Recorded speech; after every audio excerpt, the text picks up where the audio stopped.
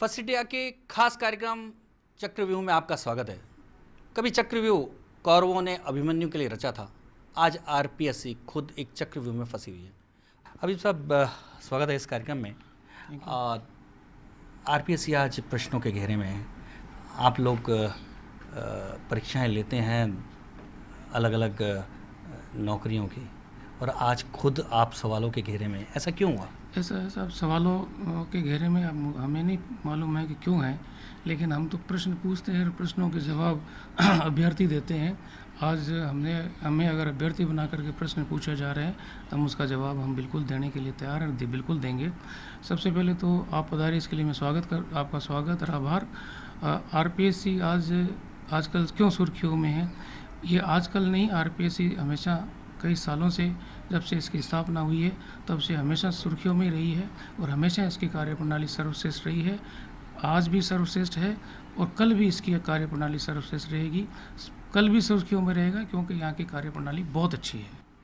यानी कि आपका कहना है हबीब खान साहब कि आरपीएससी को लेकर जो तमाम तरह की बातें उठाई जा रही हैं वो केवल एक नकारात्मक नज़रिया है, वास्तव में आरपीएससी इस तरह की स्थिति नहीं है। मैं ऐसा समझता हूँ कि लोगों को इसकी दूसरी साइड का, दूसरे पहलू का बिल्कुल पता नहीं है।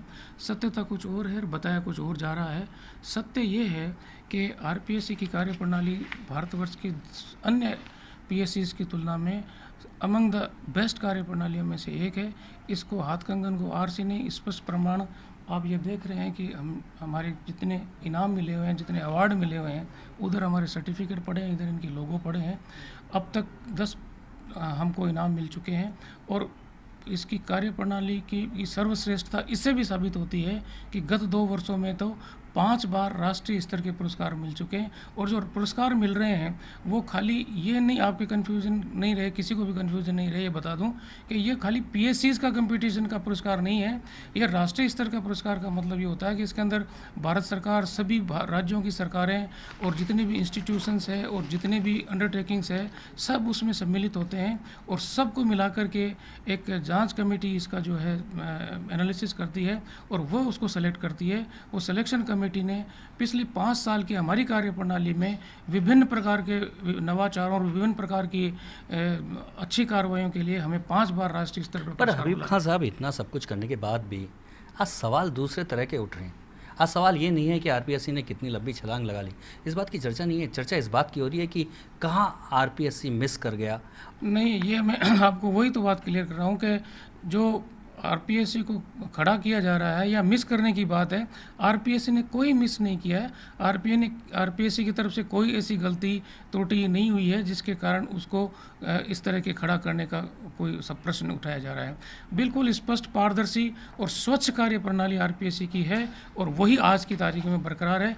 अगर ऐसी कार्यप्रणाली या स्वच्छ छवि नहीं होती तो आज देश के अंदर हमारा नाम सर्वश्रेष्ठ पीएससीज में कभी नहीं हो सकता। पर हबीब खान साहब, बड़ा सवाल ये उठता है कि पहली बार आरएएस की परीक्षा को इस तरह से निरस्त करना पड़ा। प्रीलिम होने के बावजूद पूरी की पूरी परीक्षा को निरस्त कर दिया गया। देखिए, कई निर्णय ऐसे होते हैं जो बहुत कड़वे होते हैं, लेकिन कड़वे होते हुए भी निर्णय लेने पड़ते हैं। आरएएस प्री जिसकी आप बात करें, जिसको हमने रद्द किया है, उसके पीछे बहुत बड़ा कारण है और बहुत स्पष्ट कारण है।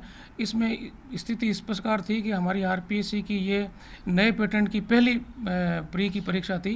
पुराने पैटर्न में दो प्रश्न पत्र होते थे, इसमें मात्र एक ही प्रश्न पत्र था। तो रिजल्ट तैयार होने के बाद में मैं समझता हूँ कि आरपीएससी के साथ ऐसी पीएससी होगी जिसने अपने ही रिजल्ट को एनालिसिस करने के लिए एक पहल की, और अपने रिजल्ट को जब हमने एनालिसिस किया तो कुछ चौंकाने वाले तथ्य हमारे प्रकाश में आए जो हमें संदेहास्पद और रहस्यमय लग रहे थे। उसके कारण हमने हमारी एक इंटरनल जांच कमेटी माननीय सदस्यों के नेतृत्व में बनाई। उन माननीय सदस्यों ने, सचिव महोदय ने इसकी गहनता से जांच करी और जांच में बहुत कुछ इस तरह के तथ्य प्रकाश में आए जिससे हमारे को पूरा अंदेशा हो गया कि इसमें कोई न कोई पेपर में कहीं न कहीं कोई गड़बड़ी हुई है, कोई संदेह। क्या उन जो संदेहों का खुलासा कर सकेंगे आप? संदेहों का खुलासा जो आपसे कर रहा हूँ वो ये है कि जो मेरिट बनी उसके अंदर फर्स्ट 10 के अंदर एक पर्टिकुलर समुदाय के लोग आए, 6 पर्टिकुलर एरिया के लोग आए, उसको दायरे को हमने और आगे बढ़ाया, 50 तक ले गए। उसमें भी यही ट्रेंड उभर के सामने आया, पर्टिकुलर एरिया के पर्टिकुलर समुदाय के लोग आए, उसको हमने फिर और आगे तक एक्सटेंड किया। तो ये सच्चे हमारा जो शक था वो वास्तव में हमें जो है स्पष्ट होता हुआ नज़र आया। और इसका स्पष्टता का कारण एक ये भी रहा कि जो सदस्य इस आरपीएस प्री में पास हुए, जो अभ्यर्थी पास हुए, उनके बारे में हमने, हमारा जो सेकंड ग्रेड टीचर्स का एग्जामिनेशन हुआ था फरवरी 21 से 25 फरवरी के बीच में, उससे पहले हमें इस गिरोह का पता लगा था। और हमें पहल करके हमने आरपीएससी ने एक सूचना भेजी सरकार को और पुलिस मुख्यालय को, और 6 नाम लिख के दिए थे। उसके अंदर एक नाम अमृतलाल मीणा का भी था, जो आज इस आरएस प्री के एग्ज़ाम के अंदर गिरफ्तार हुआ है। यानी कि हबीब खान साहब, आपका ये कहना है कि जो अमृतलाल मीणा जो कि पकड़ा गया, उसको एसओजी ने और पुलिस ने नहीं, ये आरपीएससी ने सबसे पहले मालूम किया? नहीं, ऐसा था कि अमृतलाल मीणा के बारे में, उसकी संदेहात्मक गतिविधियों के बारे में सेकेंड ग्रेड टीचर्स फरवरी के एग्ज़ाम के अंदर हमको पता लगा। तब हमने 17 फरवरी को चिट्ठी लिखी थी सरकार को, और 19 फरवरी या 20 फरवरी को करौली पुलिस ने 2 आदमियों को गिरफ्तार किया। अमृतलाल मीणा गिरफ्तार नहीं हो सका था, लेकिन बाद में उसकी एंटिसिपेटरी बेल हो गई। तो अमृतलाल मीणा, उसमें भी संदेह था, जिसका नाम हमने लिख के दिया था। और जब आरएस प्री के रिजल्ट में ये मेरिट में जब पास हुआ, तब भी हमें संदेह हुआ कि इसमें कोई ना कोई गड़बड़ है। और चूंकि खाली अमृतलाल मीणा ही पास नहीं हुआ, बल्कि इसी परिवार के, एक ही परिवार के 8-9 सदस्य पास हुए। और भी उसमें कई बातें थी कि एक ही माता पिता की 5 संतानें, एक माता पिता की 4 संतानें, 2 माता पिता की 3-3 संतानें, और वो भी पर्टिकुलर एरिया के लोग पास हो गए। इसलिए हमें उस पर संदेह हुआ, और हमने पहल करके ऐतिहासिक और साहसिक कदम उठाते हुए हमने जो है इसका जांच, उच्च स्तरीय जांच करने का आयोग ने फैसला किया। और आयोग स्वयं चल करके माननीय पुलिस महानिदेशक राजस्थान के पास, महेंद्र जी भारद्वाज साहब के पास हम जाके गए, और हमने स्वयं ने ये मांग करी कि इसकी जांच एसओजी से कराई जावे।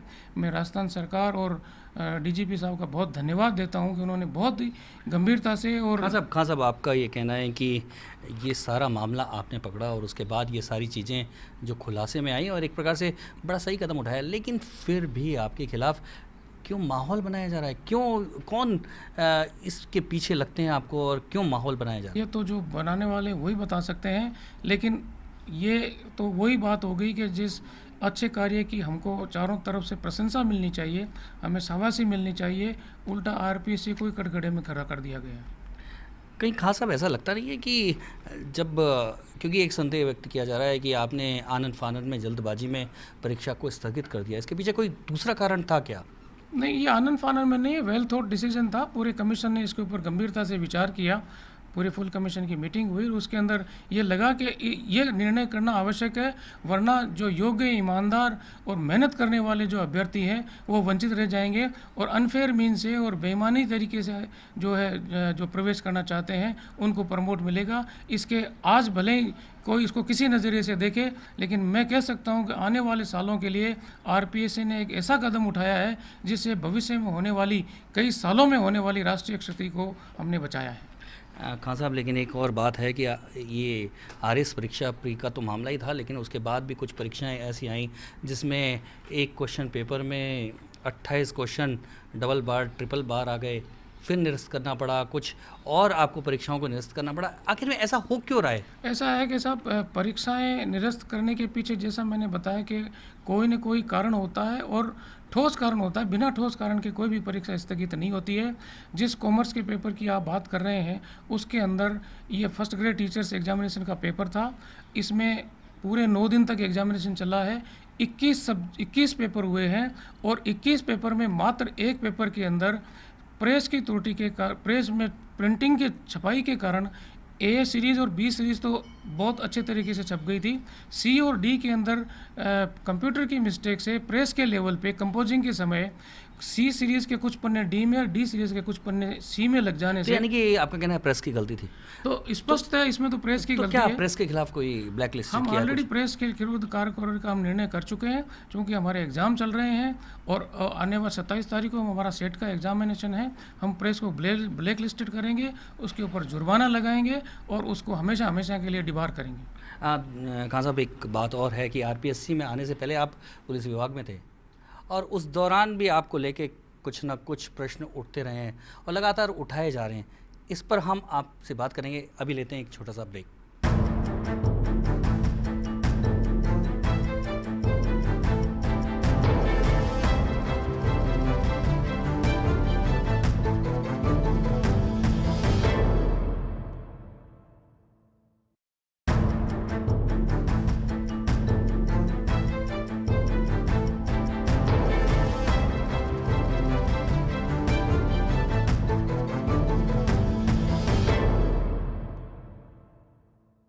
ब्रेक के बाद चक्रव्यूह में आपका एक बार फिर स्वागत है। आज हमारे साथ हैं लोक सेवा आयोग के अध्यक्ष हबीब खान साहब। खान साहब, ब्रेक पे जाने से पहले बात हो रही थी कि जब आप एसपी थे तो बीकानेर में एक हत्या के मामले से अभियुक्त से आपका संबंध, जो काफ़ी मामला उठाया जा रहा है क्या ये मामला? ऐसा सर के पुलिस की नौकरी 30 साल की नौकरी के अंदर विभिन्न जगहों पर ट्रांसफ़र पोस्टिंग होती रहती है। एक पर्टिकुलर हत्या के बारे में बात की जाती है। पुलिस के कैरियर के अंदर हत्याएं होती हैं, डकैती भी होते हैं, बहुत सारे अपराध होते हैं, सबका इन्वेस्टिगेशन होता है। और आप सबको पता है कि पुलिस के अंदर दो पक्ष होते हैं, एक मुस्तगिस पक्ष होता है, एक मुलजिम पक्ष होता है। और जब कार्रवाई होती है तो दोनों पक्ष अपनी अपनी बात को सच्चे साबित करने के लिए प्रयास किया जाता है, लेकिन सत्य वही होता है जो वास्तव में सत्य होता है। कोई किसी तरह का उस समय तत्कालीन मेरे एसपी के दौरान अगर किसी हत्या को लेकर के कोई आरोप प्रत्यारोप लगा रहा है तो वो आरोप प्रत्यारोप भले ही लगावे, लेकिन मुझे जहाँ तक याद है उस पर्टिकुलर प्रकरण की तफ्तीश को मैं एसपी रहते हुए मेरे टाइम भी हुई थी, लेकिन मुस्तगिस पक्ष शायद उसका अनुसंधान ज़िले से बाहर ले गया था और स्टेट लेवल की एजेंसी ने उसकी इन्वेस्टिगेशन करी थी। और स्टेट लेवल की इन्वेस्टिगेशन में जो भी तथ्य प्रकाश में आएंगे, उन्होंने दूध का दूध और पानी का पानी किया होगा, खुलासा किया होगा, वो वही बता सकते हैं। कहाँ साहब, अभी कैसे खुलासा हुआ है? क्योंकि ये शायद पुराना मामला है। अभी कैसे, आपको क्या लगता है कि अभी इसका खुलासा कैसे हो रहा अब मुझे नहीं मालूम कि पुराने जो चीज़ें समाप्त हो चुकी हैं उनको क्यों उठाया जा रहा है, ये तो उठाने वाले ही बता सकते हैं। तो आपको लगता है इसके पीछे कोई निहित स्वार्थ है या कोई राजनीतिक उद्देश्य है या कोई ऐसे लोग हैं जो नहीं चाहते कि आप को आरपीएससी अध्यक्ष के रूप में देखना? देखिए, इस बारे में मैं तो कुछ नहीं कह सकता। हम हमारी तरफ से हमारी नीयत साफ़ है, हमारी कार्यप्रणाली बिल्कुल साफ़ सुथरी और स्वच्छ है। हम किसी के साथ जो है यहाँ बैठे हैं तो हम सबके साथ न्याय करने का हमारा हमेशा प्रयास रहा है और हम न्याय किया है। पुलिस में नौकरी करी तब भी हमने न्याय किया था, आज यहाँ बैठे हैं तो हम भी न्याय कर रहे हैं। लेकिन अगर कोई हमारी कार्य से असंतुष्ट है तो उसका कोई न कोई रीज़न हो सकता है, और हो सकता है कि कोई स्वार्थी तत्व हो जिसके स्वार्थ पूरे नहीं हो रहे होंगे और वो हमसे इसलिए विरोध करना चाहता है कि हम हमारे नापाक इरादों में मंसूबों में कामयाब नहीं हो रहे हैं। ऐसा कहते हैं कि जो लोग आरोप लगाते हैं कि आपका कांग्रेस से संबंध रहा है इसलिए आपकी नियुक्ति हुई और इसलिए आप कांग्रेसियों को ज़्यादा सपोर्ट करते हैं। ये बिल्कुल नितांत झूठ है। हम खाली आरपीएस तो एक बहुत बड़ी संवैधानिक संस्था है।